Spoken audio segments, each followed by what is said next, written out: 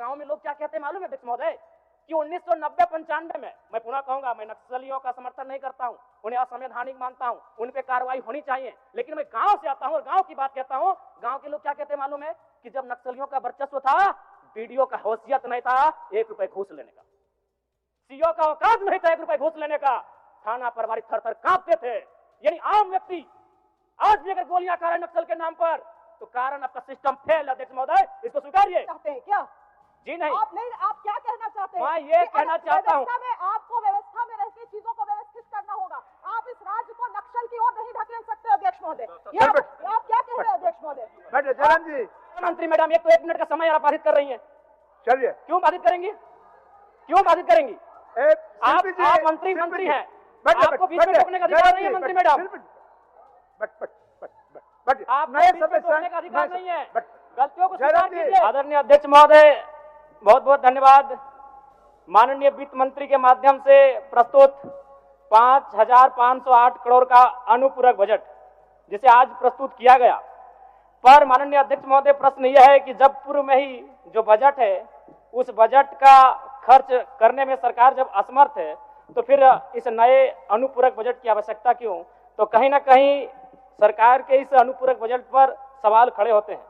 Budget की सार्थकता तभी सिद्ध होगी अध्यक्ष महोदय जब पूर्व में जो बजट हमारे पास है उनका हम लोग ठीक से खर्च कर पाए।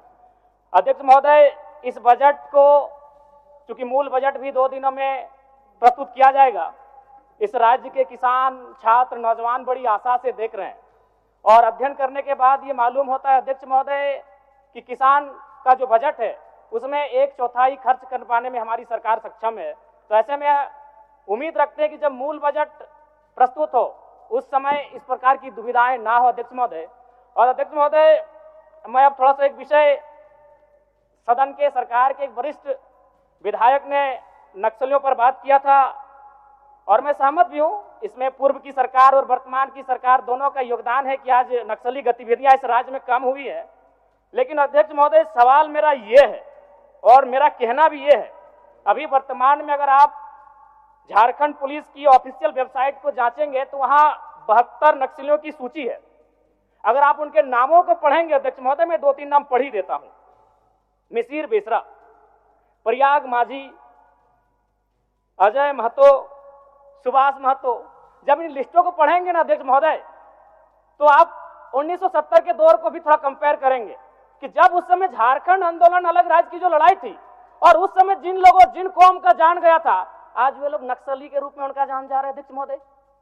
72 में हमको लगता है कि 50 आदिवासी नक्सली है अध्यक्ष महोदय।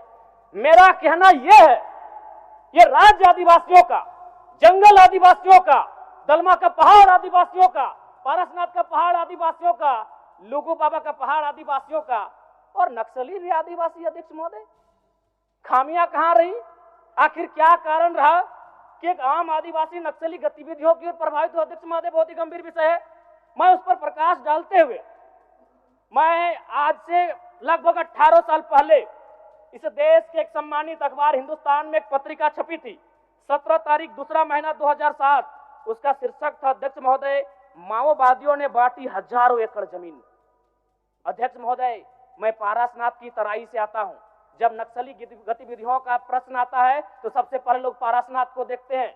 आज गांव में लोग क्या कहते हैं मालूम है अध्यक्ष महोदय कि 1990-95 में, मैं पुनः कहूंगा, मैं नक्सलियों का समर्थन नहीं करता हूं, उन्हें असंवैधानिक मानता हूं, उन पे कार्रवाई होनी चाहिए, लेकिन मैं गांव से आता हूं और गांव की बात कहता हूं। गांव के लोग क्या कहते हैं मालूम है कि जब नक्सलियों का वर्चस्व था, बीडीओ का हैसियत नहीं था 1 रुपए घूस लेने का, सीओ का औकात नहीं था 1 रुपए घूस लेने का, थाना प्रभारी थर थर कांपते थे।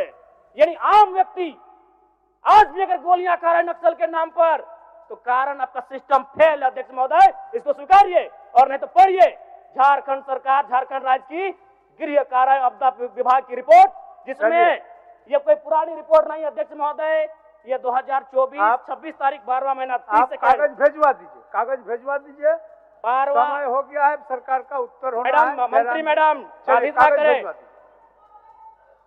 ये 12वां महीना की रिपोर्ट है अध्यक्ष महोदय। 1 मिनट जयराम जी, 1 मिनट। चाहते हैं क्या? जी नहीं, आप क्या कहना चाहते हैं? मैं ये कहना चाहता हूँ, आपको व्यवस्था में रहकर चीजों को ये आप क्या कह रहे हैं अध्यक्ष महोदय? बैठे जयराम जी, कागज भेजवा दीजिए, कागज भेजवा। मेरा कहना यह है कि एक आम व्यक्ति क्यों, मैं कह रहा हूं ये असंवैधानिक लोग हैं, मैं प्रशंसा कर रहा हूं सरकार की। क्या मंत्री मैडम एक तो 1 मिनट का समय आप बाधित कर रही हैं, चलिए क्यों बाधित करेंगी, क्यों बाधित करेंगी? आप मंत्री हैं, आपको बीच में रोकने का अधिकार नहीं है मंत्री मैडम। आप बीच में रोकने का अधिकार नहीं है। गलतियों को स्वीकार कीजिए, विफलताओं को स्वीकार कीजिए। चलिए चलिए, हो गया, विफलताओं को स्वीकार कीजिए। हो गया, चलिए। मंत्री मैडम 1 मिनट के एक तो हमें समय मिलता है। सरकार का उत्तर